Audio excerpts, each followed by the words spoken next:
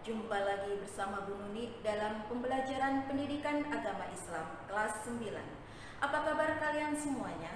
Semoga kalian selalu dalam keadaan sehat walafiat sebagaimana Bapak Ibu guru di sekolah.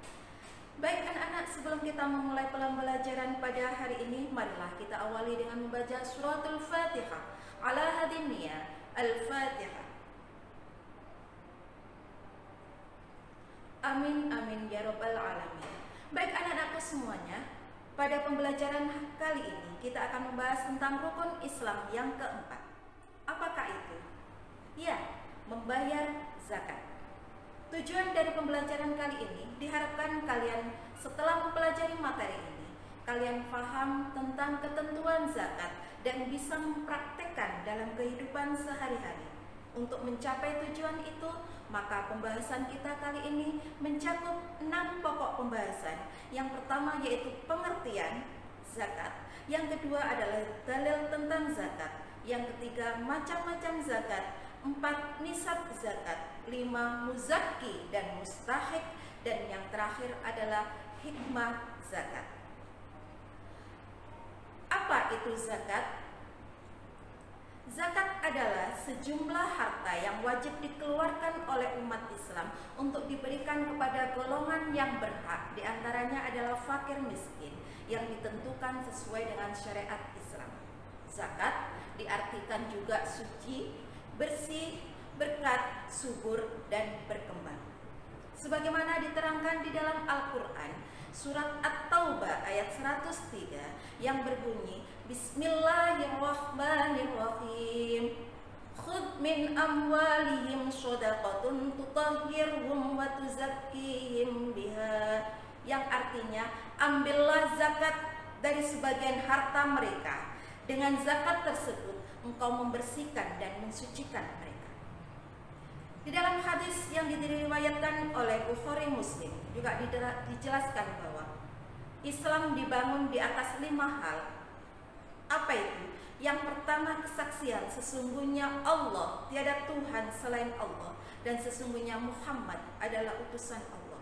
Yang kedua, melaksanakan sholat. 3, membayar zakat. 4, haji dan puasa di bulan Ramadan. Dari sini jelas bahwa zakat itu hukumnya adalah wajib, fardu ain, kewajiban yang bersifat pribadi bagi setiap muslim. Baik anak-anakku sekalian, zakat dibagi menjadi 2, yaitu zakat fitrah dan zakat mal. Ada sebagian ulama yang mengatakan bahwa zakat dibagi menjadi 3, yaitu zakat fitrah, zakat mal, dan zakat profesi. Namun ada keterangan lain yang mengatakan bahwa zakat profesi itu masuk ke dalam kelompok zakat mal. Baik anak-anakku, untuk pertemuan kali ini kita akan membahas tentang zakat fitrah. Apa itu zakat fitrah? Yaitu zakat yang wajib dikeluarkan setiap mukmin di bulan Ramadan, yaitu dengan memberikan sebagian harta yang dimiliki atau biasanya berupa bahan pokok sesuai dengan daerah masing-masing, misalnya kurma, gandum, maupun makanan pokok yang lainnya. Kalau di Indonesia, beras sebanyak 1 sok atau 3,1 liter atau sekitar 2,7 kg. Apa syarat-syarat muzaki? Muzaki adalah orang yang wajib mengeluarkan zakat. Siapa yang wajib mengeluarkan zakat? 1, mereka yang beragama Islam. Yang kedua, mengalami kehidupan di bulan Ramadan. Artinya, dia sempat hidup pada saat bulan Ramadan, meskipun misalkan di hari kedua dia meninggal dunia, Ramadan hari ketiga dia meninggal dunia, dia tetap wajib membayar zakat karena dia masih mengalami kehidupan di bulan Ramadan tahun itu. Yang ketiga, harta yang dizakatkan milik sendiri. Yang keempat, mampu menafkahi dirinya sendiri maupun keluarganya. Dan yang terakhir, tidak dalam tanggungan orang lain. Artinya dia dalam kondisi merdeka, bukan seorang budak. Baik anak-anakku sekalian, apa rukun zakat fitrah? Yang pertama adalah niat. Masih ingat niatnya? Kita baca bersama. Bismillahirrahmanirrahim. Nawaitu an ukhrija zakatal fitri an nafsi fardhan lillahi ta'ala. Itu adalah niat, bacaan niat untuk zakat fitrah. Yang kedua adanya muzakki, orang yang mengeluarkan zakat. Yang ketiga adalah adanya mustahik. Apa itu mustahik? Orang yang berhak menerima zakat. Dan yang keempat adanya harta yang digunakan untuk berzakat.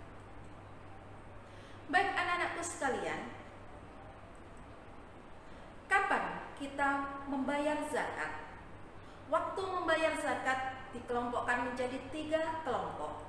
Yang pertama adalah waktu takzil atau yang diperbolehkan, yaitu dilakukan sejak awal bulan Ramadan hingga akhir bulan Ramadan sebelum berbuka. Boleh, artinya kamu boleh membayar zakat pada saat itu. Mungkin karena takut lupa ataupun yang lainnya.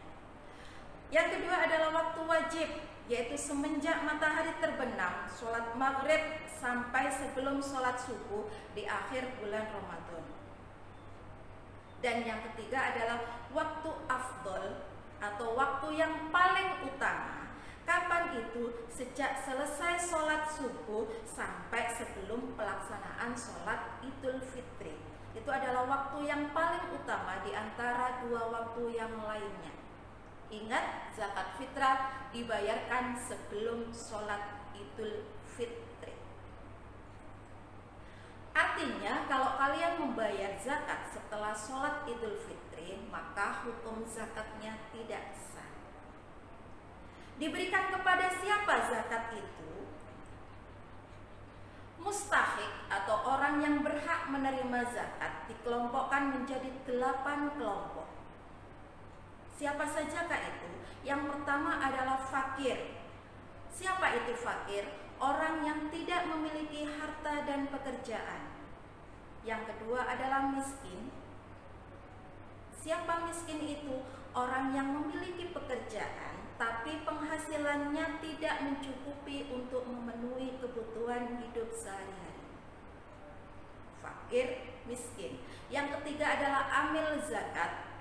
Amil zakat yaitu panitia atau badan yang dibentuk oleh pemerintah untuk menangani masalah zakat dengan segala persoalannya, mulai pengumpulan zakat, pembagiannya, segala urusannya. Itu adalah yang menangani panitia zakat atau amil zakat. Yang keempat adalah mu'allaf. Apa itu mu'allaf? Ya, orang yang baru masuk Islam. Yang kelima adalah riqab atau hamba sahaya atau budak yang ingin memerdekakan dirinya dari majikannya dan membutuhkan tebusan uang. Mereka, hamba sahaya, bisa menggunakan uang zakat pemberian orang itu untuk menebus dan memerdekakan dirinya sendiri. Kelompok yang keenam yang berhak menerima zakat itu adalah gharim, yaitu orang yang terbelenggu oleh hutang dalam rangka untuk memenuhi kebutuhan hidup sehari-hari. Ingat, orang yang berhutang di sini adalah hutang untuk memenuhi kebutuhan hidup sehari-hari, bukan hutang untuk memenuhi kebutuhan hidup mewah. Karena kita tahu di zaman sekarang banyak orang yang berhutang tapi untuk memenuhi kebutuhan, untuk memenuhi kemewahan dalam kehidupan sehari-hari. Mereka yang termasuk dalam kelompok itu bukan termasuk 8 golongan yang berhak menerima zakat. Gharim yang dimaksud di sini adalah berhutang untuk kebutuhan hidup sehari-hari, untuk makannya dan lain sebagainya. Yang ketujuh yaitu fisabilillah, yaitu orang yang berjuang di jalan Allah tanpa menerima apapun. Di sini guru ngaji bisa masuk dalam kelompok fi sabilillah. Ustadz bisa masuk ke dalam kelompok fi sabilillah.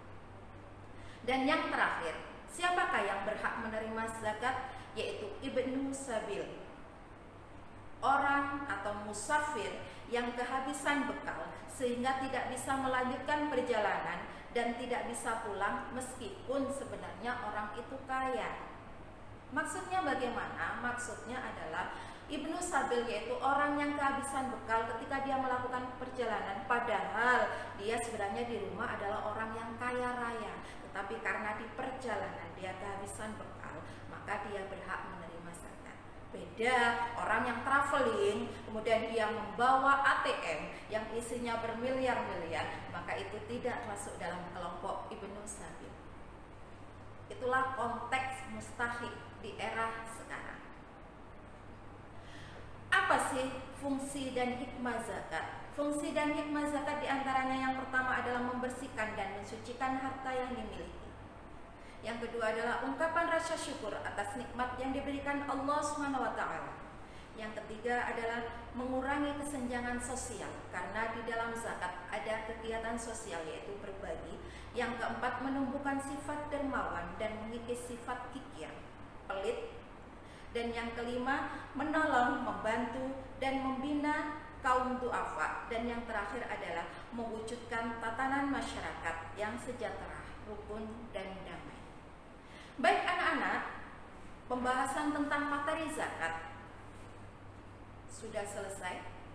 Untuk pertemuan yang akan datang kita akan membahas tentang zakat mal. Kalau ada hal-hal yang perlu ditanyakan, silakan kalian tulis pada kolom komentar, kalian kirim atau kalian bisa melakukan komunikasi pribadi dengan Bu Nuni. Materi zakat sudah selesai, kita akhiri dengan bacaan hamdalah. Alhamdulillahirabbil alamin. Sampai berjumpa di pertemuan yang akan datang. Ila liqa fi yaumil qadim insyaallah. Wassalamualaikum warahmatullahi wabarakatuh.